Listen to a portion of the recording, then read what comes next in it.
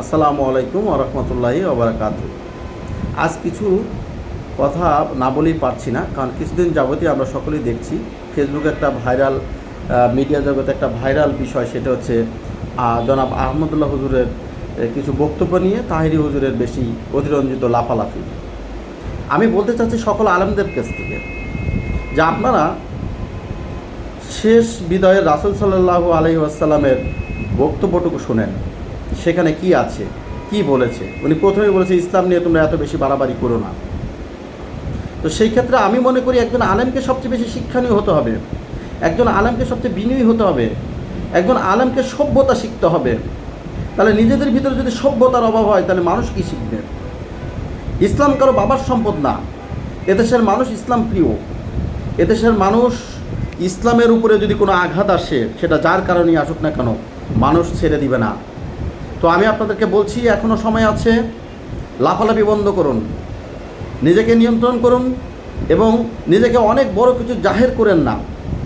আমি তাহির হুজুরকে বলতে চাচ্ছি, আপনি কথায় কথায় চ্যালেঞ্জ করছেন। আপনি কার সাথে চ্যালেঞ্জ করছেন? আপনি গালাগালি করছেন। কাকে গালাগালি করছেন? ভাই ভাইকে গালাগালি করছেন। এটা কোনো একজন আলেমের কাজ হতে পারে না। লাফালাফি করেন, বক্তব্য যা দেন তার থেকে বেশি গান গান, নাচেন। কেন? আপনার কাছে এরকম কিছু মানুষ কেন প্রত্যাশা করবে? আপনি একজন আলেম, আপনি নিজেকে আলেম হিসেবে দাবি করেন, তাহলে এগুলোকে সংশোধন করেন। কারণ আমরা আপনাদেরকে ভালোবাসি, আপনার শ্রদ্ধার জায়গায় দেখতে চাই। আমরা আপনাদের অপমানিত দেখতে চাই না। আপনারা একজন আরেকজনকে কী করছেন? উলঙ্গ করে ছেড়ে দিচ্ছেন। এটা কোনো আলেমের কাজ হয় না, এটা শয়তানের কাজ। আমি মনে করি শয়তান আপনাদেরকে ধোঁকায় ফেলেছে। আপনি মাজারের কথা বলছেন, মাজার বাংলাদেশে কি সবই ঠিক আছে? কি হ্যাঁ, কিছু মাজার ঠিক আছে, বাকি সব যদি আমি বলি, আমি নিজেও চাঁদপুর মতলববাসী, আমার ওখানে অনেক বড় একটি মাজার আছে, একজন অলি ওখানে শুয়ে আছেন, সেখানেও আমরা কিছু কাজ দেখি। মাজারে কোনো অলি আল্লাহ কি বলে গেছেন যে তুমি ঢোল পিটাও, মেয়ে পুরুষ একসাথে নাচো, মদ খাও, গাঁজা খাও? মাজারটাকে আমরা বাণিজ্যতে নিয়ে গেছি, যে কারণে আজকে এগুলো আমাদেরকে দেখতে হচ্ছে। মাজারটাকে আমরা বিনোদনে নিয়ে গেছি, যে কারণে এগুলো আমাকে দেখতে হচ্ছে। কোনো অলি আল্লাহ কিন্তু এগুলো বলে যায় নাই যে আমার মাজারে এসে তুমি ঢোল পিটাও। তো সুতরাং আমি মনে করি যারা এই ধরনের কাজ করে তাদেরকে ঘৃণা করা উচিত, তাদেরকে বাধা দেওয়া উচিত, কারণ তারা প্রকাশ্য ইসলামের শত্রু। তারাই ইসলামকে ধ্বংস করছে ইসলামিক লেবাস পরে। আমি বলতে চাচ্ছি, এখনও সময় আছে। আপনারা হয় ঠিক হন, নাহলে মঞ্চ থেকে আপনারা নিজেরাই জুতা পিটা খাবেন।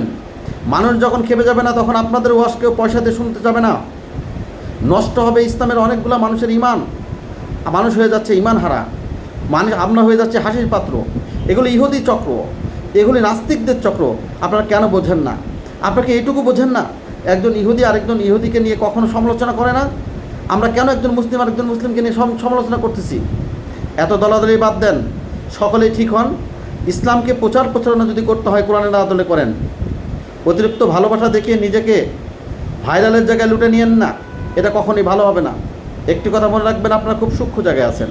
সাধারণ মানুষের মতন কথা বলবেন না, সাধারণ মানুষের মতন আচরণ করবেন না, তাহলে কিন্তু একসময় এই নিজের জায়গাটা নিয়ে অস্তিত্ব থাকবে না। ধন্যবাদ সবাইকে। আমার কথায় কেউ যদি কষ্ট পেয়ে থাকেন, আমি দুঃখিত, তবে কথা বলতে বাধ্য। কারণ এদেশে যদি কেউ ইসলাম নিয়ে, ইসলামের ক্ষতি নিয়ে ষড়যন্ত্র করে, তাকে ছেড়ে দেওয়া হবে না। ধন্যবাদ, ভালো থাকবেন।